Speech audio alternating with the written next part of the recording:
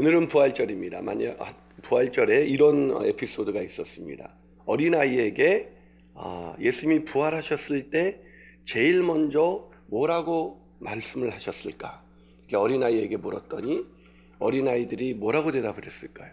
예수님이 부활하셔서 제일 먼저 하신 말씀이 뭐냐고 물어보니까 한 여자 어린아이가 손을 번쩍 들더니 이렇게 말했을 거예요. 뭐라고 그랬더니 짠! 이렇게 했다는 거예요. 아이들답지 않습니까? 오늘은 부활의 주님을 만난 여인들의 이야기입니다. 안식일이 지나고 안식 후 첫날, 즉 이제 주일 새벽이죠. 주일 새벽에 막달라 마리아와 다른 마리아가 예수님이 이제 갇힌 그 무덤을 보려고 갔다가 거기서 부활의 주님을 만난 것입니다. 그때 예수님께서 여인들에게 제일 먼저 하신 말씀, 부활의 주님이 이 여인들을 만나서 제일 먼저 하신 말씀이 뭘까요? 짠이 아닙니다. 짠이 아니라 오늘 본문 9절에 있습니다. 자, 본문 9절을 같이 한번 읽어볼까요? 본문 9절입니다. 같이 있습니다. 시작. 예수께서 그들을 만나 이르시되 평안하냐 하시거늘. 자, 뭐라고 예수님 말씀하셨어요? 평안하냐 라고 물으셨어요. 여러분 평안하십니까? 이 평안하냐 이 말은 다른 말로 하면 안녕, 굿모닝 이런 식으로 인사를 하는 거예요.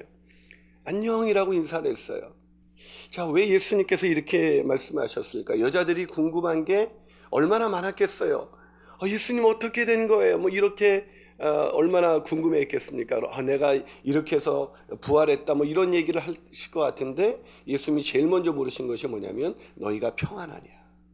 이 말은 어떤 말입니까? 그냥 안녕이라고 인사하는 거예요. 오늘은 부활절입니다. 예수님의 부활을 기념하는 이 아침에 여러분의 마음은 평안하세요? 이 부활의 기쁨이 충만한 이 시간에 여러분 마음 가운데 평안과 기쁨으로 충만한 아침을 맞이하고 계십니까? 혹시 마음속에 여전히 불안과 두려움과 걱정과 염려로 인해서 마음이 어둡거나 마음이 그렇게 절망스럽지는 않으세요? 많은 사람이 평안하기보다는 얼마나 불안한지 21세기 기독교를 대표하는 임상 심리학자인 아치볼드 하트가 이렇게 불안치료라는 책에서 이렇게 말을 했습니다.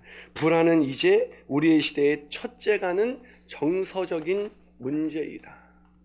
무슨 말입니까? 부활의 아침이 되었지만 사람들의 마음 가운데는 여전히 불안이 그 마음을 지배하고 있다는 거예요. 여러분의 마음은 혹시 불안하지 않으세요? 이 부활의 아침이 되었지만 내일 나는 어떻게 될까? 내 인생은 또 우리의 자녀는 또 내 남편은 앞으로 어떻게 되는 것이지? 이런 것 때문에 마음이 불안하지는 않으세요? 저는 오늘 부활절 메시지를 통해서 저와 여러분이 불안에서 벗어나 주님이 주시는 평안과 기쁨을 누리게 되시기를 주님의 이름으로 축복합니다. 자, 그렇다면 우리가 어떻게 참된 주님의 평안을 누릴 수가 있을까요? 첫 번째로 주께서 들려주셨던 말씀을 믿어야 합니다. 주께서 들려주셨던 말씀을 믿어야 합니다. 자, 오늘 본문 1절을 보면 본문 1절 있습니다. 시작.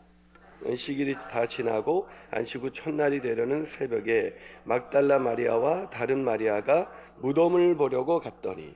자, 안식 후 첫날 새벽이에요. 자, 그 새벽이 언제예요? 안식일이 토요일이니까 안식일이 지나고 첫날이면 주일입니다. 주일 새벽에 막달라 마리아와 다른 마리아가 예수님의 무덤에 갔다고 오늘 본문은 기록해주고 있습니다. 자, 왜 무덤에 갔을까요? 예수님이 부활하실 거야. 이것을 믿었기 때문에 갔을까요? 아닙니다. 예수님을 누구보다도 사랑했던 이 여인들이 이제 예수님의 이 시체에 향유를 발라주기 위해서 이제 예수님을 너무나 사랑하니까 우리라도 아무리 그 당시 어떤 상황이겠습니까? 이제 예수님이 돌아가신 지 36시간도 안 된 그런 상황이니까 여전히 예수님을 믿는 티를 내거나 예수님과 가까운 티를 내면 굉장히 더 위험해질 수 있는 그런 상황이었습니다. 그런데 이 여인들은 예수님을 얼마나 사랑했는지 우리가 예수님의 무덤에 가서 향유를 발라주자 그렇게 하려고 갔던 거예요. 자, 이들의 심정이 어땠을까요? 평안이 있었을까요? 한번 생각해 봅시다. 자신들이 그렇게 믿고 따르던 예수님이 십자가에 참혹하게 찔려서 물과 피를 다 흘렸습니다. 그걸 자신의 눈으로 목격했어요. 그러고 나서 이제 그 다음 날이 되었는데도 부활하지 않으셨습니다. 무슨 얘기입니까? 이제 모든 것이 끝장난 거죠. 이제 그토록 자신들이 믿고 의지했던 예수님이 왕으로 오셔서 뭔가 정말 이 세상을 바꿔주셨다면 자기들 같이 가난하고 소외된 사람들이 뭔가 변화를 경험할 수 있지 않을까, 그런 생각을 했지만 완전히 이제 이 예수님이 죽음으로 인해서 모든 것이 끝났으니까 얼마나 참담하고 두려웠을까요? 말 그대로 그대로 비참한 심정이었을 것입니다. 이제 앞으로 어떻게 되지 않은 그런 불안이 이들의 마음을 찾아왔을 거예요. 그런데 갑자기 무덤에 가까이 이르렀을 때 갑자기 큰 지진이 일어나면서 주의 천사가 하늘로부터 임하게 내려와서 돌을 굴려내리고 그 자리 위에 무덤 위에 앉은, 그 돌 위에 앉은 것입니다. 이 지키던 자들이 얼마나 무서웠으면 천사들이 그냥 온 이 상황만으로도 그들이 얼마나 두려웠는지 그냥 죽은 자 같이 되었다고 오늘 성경은 기록하고 있습니다. 여러분, 우리가 나중에 천국에 갈 때 아마 정말 하나님을 경외하지 않을 수가 없을 거예요. 이 천사, 이게 천사 몇 명이 이렇게 내려왔는데도 이렇게 죽은 자 같이 떠는데, 우리가 정말 천군 천사가 있는 정말 그 하늘나라에 갔을 때는 얼마나 정말 우리가 하나님을 경외하게 되겠습니까? 얼마나 무서웠을까요? 이 천사가 막 너무나 임하자 너무 막달라 마리아와 이 다른 마리아가 무서워하니까 뭐라고 얘기합니까? 무서워하지 말라.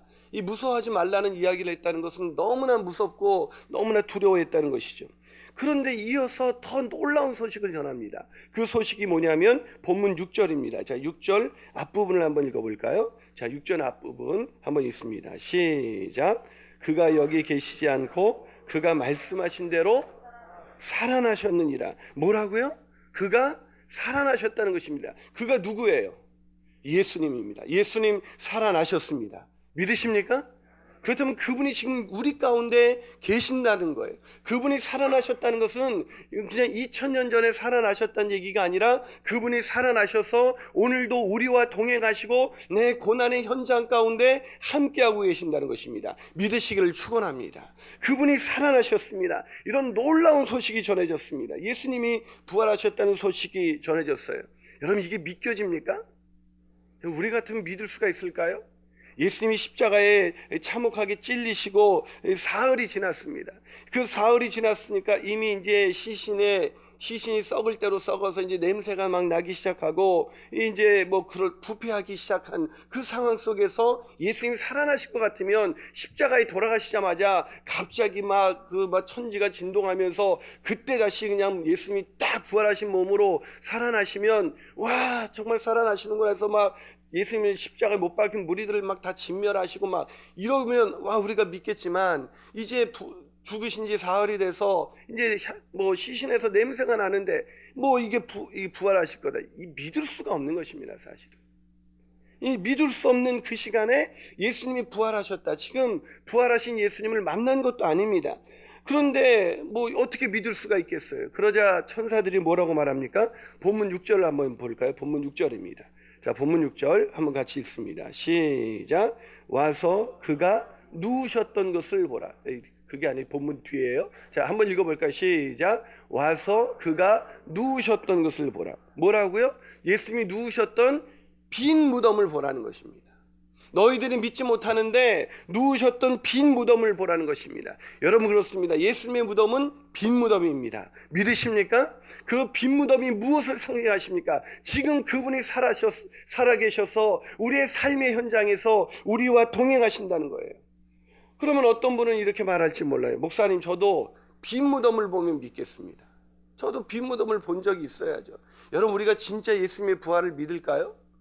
우리도 참 믿기 어려우니까 우리 인생에 고난이 오면, 우리 인생에 역경이 오면, 모든 것이 끝장났다고 생각하면 이제 절망하고 이게 안 되구나, 뭐 그런 생각을 하는 것이 아니겠습니까? 어떻게 보지 않고 믿을 수가 있겠습니까? 그런데 예수님께서 이렇게 말씀하셨습니다. 자, 본문 앞절을 다시 한번 6절 앞부분을 다시 한번 읽어볼까요? 자, 왜 믿어야 되는가? 자, 6절 앞부분 다시 읽습니다. 시작. 그가 여기 계시지 않고 그가 어떻게 살아나셨다고요? 그가 말씀하시던 대로. 할렐루야. 그가 어떻게 살아나셨다고요? 말씀하시던 대로입니다. 그렇습니다. 예수님께서 이미 부활하실 것을 말씀하지 않으셨습니까? 여러분 마태복음 26장 31절에서 32절을 우리 같이 한번 읽어볼까요? 자, 마태복음 26장 31절에서 32절입니다. 다시 한번 읽습니다. 시작. 그때에 예수께서 제자들에게 이르시되 오늘 밤에 너희가 다 나를 버리리라. 기록된 바 내가 목자를 치리니 양의 떼가 흩어지리라 하였느니라. 그러나 내가 살아난 후에 너희보다 먼저 갈릴리로 가시리라. 이게 언제 말씀하신 거예요? 십자가에 달려 돌아가시기 전에 제자들에게 말씀하신 내용입니다. 그때 뭐라고 말씀하셨어요? 내가 살아난 후에 내가 갈릴리로 가서 너희들보다 먼저 갈릴리로 갈 것이다. 여러분, 예수님께서 십자가에 달리시기 전에 이미 우리에게 말씀해 주셨습니다. 오늘날 우리에게도 성경이 예수님이 나는 부활이요 생명이라고 말씀하셨습니다. 예수님이 부활하셨다고 말씀해 주셨습니다. 그 말씀을 우리가 이미 믿었다면 우리는 그 말씀에 따라서 예수님의 부활을 믿을 수가 있고 그 부활하신 주님을 만날 수가 있는 것입니다. 그런데 이 제자들 과 모든 사람들은 예수님의 말씀을 잊었습니다. 예수님의 말씀을 잊었기 때문에 예수님이 부활하신다는 것이 믿기지 않는 그런 믿을 수 없는 그런 사실처럼 다가온 것입니다. 여러분, 우리가 삶의 현장에서 왜 우리가 절망하고 왜 우리가 낙심하십니까? 주님이 나는 부활이라고 끊임없이 말씀해 주셨는데도 그 말씀을 들었지만 우리의 삶의 현장에서 그 말씀을 기억해내지 못합니다. 그 말씀을 믿지 못합니다. 그러니까 내 말씀, 부활하신 주님이 계시지 이분이 계시니까 내가 죽음도 끝이 아니야, 내 인생의 아무리 절망적인 순간도 끝이 아니야 라는 희망을 붙들고 부활의 소망을 붙들고 일어서야 되는데 그 순간에 말씀을 잊어버렸던 이 여인들처럼 우리도 말씀을 잊어버리고 살아가는 것 아니겠습니까? 주님이 말씀하셨습니다. 주님이 부활하신다고 말씀하셨습니다. 그 말씀대로 부활하신 것을 믿게 되시기를 주님의 이름으로 축원합니다. 한 발 더 나아가서 우리가 어떻게 참된 평화를 누릴 수가 있을까요? 첫 번째 비결이 뭐라 그랬어요? 첫 번째 비결은 바로 주님께서 들려주셨던 말씀을 기억하는 것입니다. 그러나 그 말씀을 기억해도 주님의 부활하신 주님을 만나서 정말 평안을 누리려면 제가 방금 말씀드린 것처럼 부활하신 주님을 만나야 합니다. 뭐라고요? 부활하신 주님을 만나야 합니다. 자, 여자들이 제일 먼저 천사들을 통해서 주님이 부활하셨다는 소식을 들었습니다. 자, 이 본문 8절 볼까요? 이 여자들이 천사들을 통해서 부활의 소식을 들었을 때 마음이 어땠는가? 자, 8절을 한번 같이 읽어보겠습니다. 자, 8절 있습니다. 시작.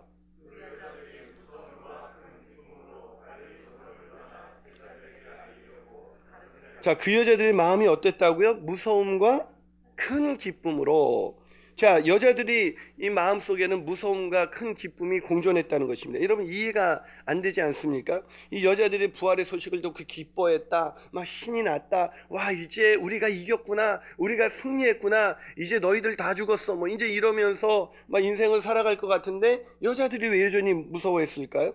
우리가 기쁨을 가졌다는 것은 이해가 되는데 왜 부활의 소식을 듣고도 무서움이 가득했을까? 왜 두려워했을까? 그 이유가 본문 7절에 있습니다. 자, 본문 7절을 한번 같이 읽어볼까요? 본문 7절입니다. 시작. 또 빨리 가서 그의 제자들에게 이르되 그가 죽은 자 가운데서 살아나셨고 너희보다 먼저 갈릴리로 가시나니 거기서 너희가 배우리라 하라. 보라, 내가 너희에게 일렀느니라. 자, 천사들이 여자들에게 뭐라고 말하고 있습니까? 부활하신 주님이 너희들의 고통과 슬픔을 다 씻겨줄 것이다. 너희들의 고난은 끝났다. 이제 뭐 이렇게 말씀해 주신 것이 아니에요. 뭐라고 오늘 말씀해 주고 계십니까? 아, 너희들은 이제 내가 부활했으니 걱정하지 마라, 뭐 이런 얘기를 하신 것이 아니라 뭐라고 얘기했어요? 부활의 소식을 전하라고 이야기하고 있는 것입니다. 부활의 소식. 그리고 제자들에게 갈릴리로 가라는 거예요. 여러분, 여자들이 지금 부활하신 주님을 만났어요, 안 만났어요? 안 만났습니다. 천사들이 전해준 부활의 소식을 들었을 뿐입니다. 그러니까 예수님을 아직 만나지도 않았는데 여자들이 이 부활의 소식을 제자들에게 전하라는 것입니다. 이 부활의 소식을 전했다가는 아직 부활하신지 확인도 안 됐는데 막 아까 말씀드린 것처럼 막 예수님을 십자가에 못 박인 이들이 그걸 전했다가는 뭐 이 여자들 당장 그냥 이 여자들도 잡아서 죽이지 않겠습니까? 게다가 그 당시 여러분, 여자들은 인간 취급을 받지 않았던 때였습니다. 그래서 이렇게 막 사람이 모여도 여자는 숫자에 세지 않아서 오병이어의 기적에 보면 남자들만 5천이었더라. 왜 남자들만 셌냐면 여자들은 수에 들어가지는 않았어요. 뭐 사람 취급을 안 했죠.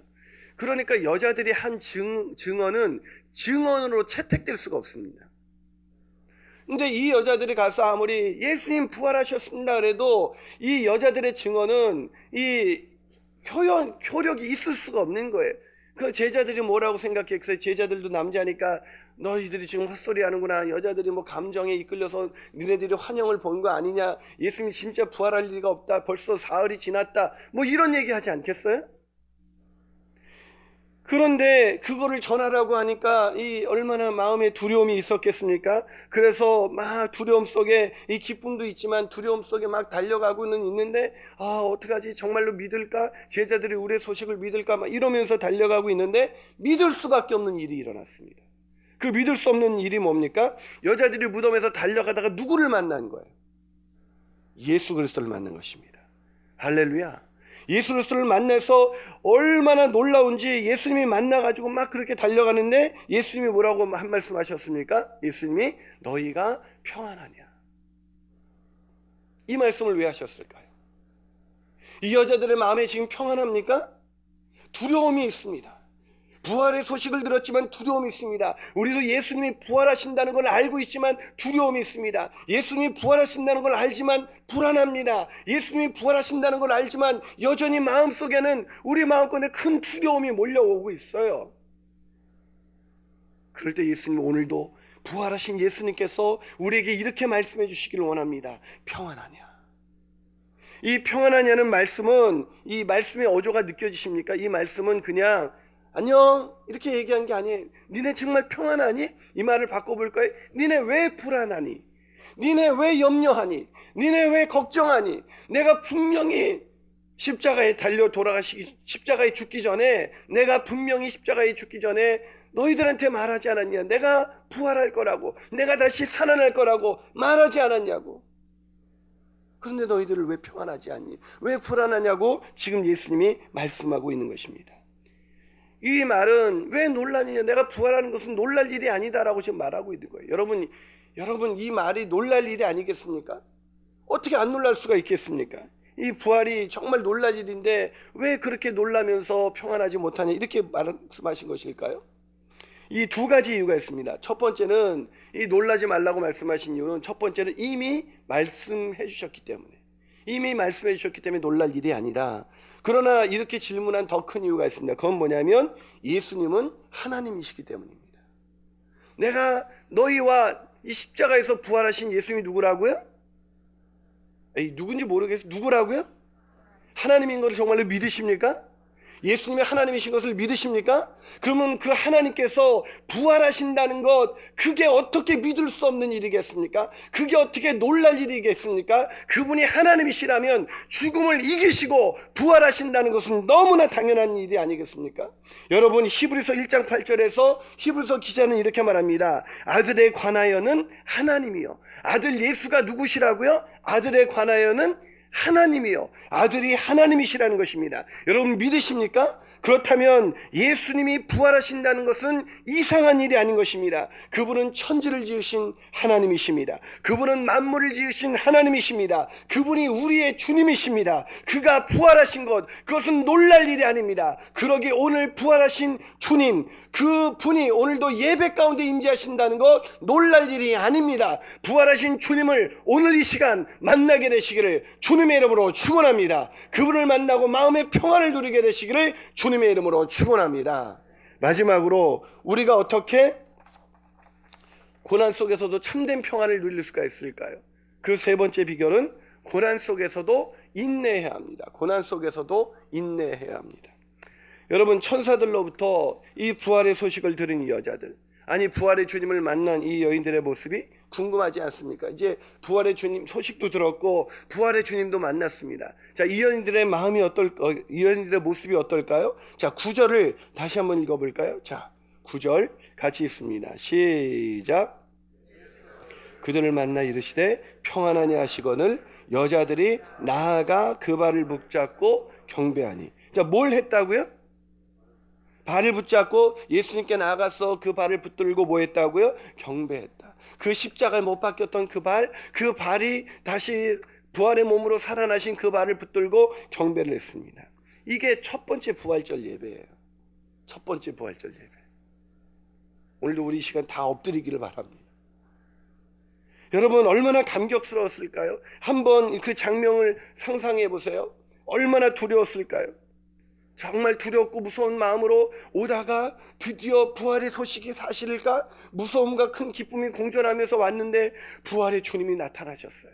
그러면서 묻습니다. 너희가 평안하냐? 왜 놀라느냐? 왜 부활을 믿지 못했느냐? 내가 분명히 말하지 않았느냐? 나는 너희의 하나님이 아니냐? 그러면서 주님이 나타나셔서 그들에게 말씀하셨을 때 이 여인들의 마음이 얼마나 벅차올랐을까요? 평안하냐? 이 한마디로 이 여인들의 마음속에는 자신들이 여지껏 그 주님의 이미 말씀해 주신 그 말씀을 믿지 못하고 살아갔던 자신들의 불신앙에 깨우쳐 주면서, 그럼에도 불구하고 그 자신들을, 그 예수님을 온전히 믿지 못했던 자신들 앞에 나타나셔서 자신들을 만나 주시고 자신들에게 평안의 소식을 전해 주시는 그 예수님. 그래, 이제 됐어. 이제 다시 시작하는 거야. 다시 이 부활의 주님과 동행하면서 우리 인생 한번 살아보는 거야. 그렇게 생각하지 않았을까요? 평안하냐 이 한마디 말에 모든 눈물이 쏟아지면서 그 앞에 엎드려 그 발을 붙들었다는 것은, 그 주님의 부활하신 그 주님의 발을 붙들고 경배했다는 것은, 이제 주님, 부활하신 주님을 놓치지 않고 나 살아갈 거예요. 내 인생에 아무리 고난이 찾아오고 아무리 역경이 찾아오고 내 인생의 모든 소망이 끊어지는 그 순간에도 이제 부활하신 주님만을 믿고 의지하면서 나 살아갈 거예요. 그렇게 붙들고 경배한 것입니다. 사랑하는 여러분, 이 여인들이 어떻게 이런 놀라운 소망을 가질 수 있게 되었습니까? 어떻게 이 안식 후 첫날 부활의 주님을 만나서 이런 놀라운 부활절 첫 예배를 드릴 수가 있었을까요? 그것은 주님이 십자가에 못 박힌 금요일, 그리고 모든 소망이 끊어진 안식일 토요일, 그 절망의 토요일이 지난 후, 금요일과 토요일이 지난 후 안식 후 첫날 부활의 기쁨이 찾아왔다는 것입니다. 무엇을 말합니까? 부활의 기쁨은 우리가 처절한 그 십자가의 죽음을 통과해서 모든 소망이 끊어지는 그런 토요일을 지나야 우리는 부활의 아침을 맞이할 수가 있다는 것입니다. 사랑하는 여러분, 고난 속에 인내가 있습니다. 우리 인생에 얼마나 많은 고난이 와도, 아니 심지어 죽음이 찾아온다 할지라도 우리는 두려워할 필요가 없습니다. 우리는 불안해할 필요가 없습니다. 왜요? 그분 부활하셨기 때문입니다. 그분이 부활하셔서 오늘 우리의 경배를 받기를 원하십니다. 우리도 그분의 발 아래 엎드려 그분 앞에 부활하신 주님의 그 흔적을 만지면서 우리 인생에 있는 모든 절망을 떨쳐버리고 나가시는, 그래서 주님이 주시는 평안과 기쁨을 누리시는 저와 여러분이 되시기를 주님의 이름으로 축원합니다. 저는 오늘 부활절을 기념하는 이 오늘 예배를 준비하면서 부활절의 또 한 가지 에피소드가 생각났습니다. 한 선생님께서 부활절을 앞두고 가장 작은 상자를 하나씩 나눠주면서 거기에 부활을 상징하는 그런 의미 있는 뭔가를 담아오라고 아이들에게 과제를 주었습니다. 어떤 어린아이가 그 다음 주에 부활주일에는 나비를 가져왔습니다. 나비도 그 누에가 돼서 그 껍질을 깨고 나와야 되잖아요. 어떤 어린이는 새싹을 가지고 왔습니다. 어떤 어린이는 꽃을 가져왔고 어떤 어린이는 달걀을 가져왔습니다. 근데 언어 장애가 있었던 한 아이가 아무것도 갖고 오지 않은 거예요. 그래서 선생님이 묻습니다. 넌 왜 아무것도 가지고 오지 않았니? 그러자 이 언어 장애가 있는 아이가 이 말을 더듬거리면서 이렇게 말했습니다. 선생님, 무덤은 비어 있잖아요. 이 예수님 부활하셨죠. 사랑하는 여러분, 예수님 부활하셨습니다. 예수님 살아계십니다. 이미 말씀해 주셨습니다. 그분을 만나십시오. 그리고 고난 속에서도 인내하면서 부활의 아침을 기대하십시오.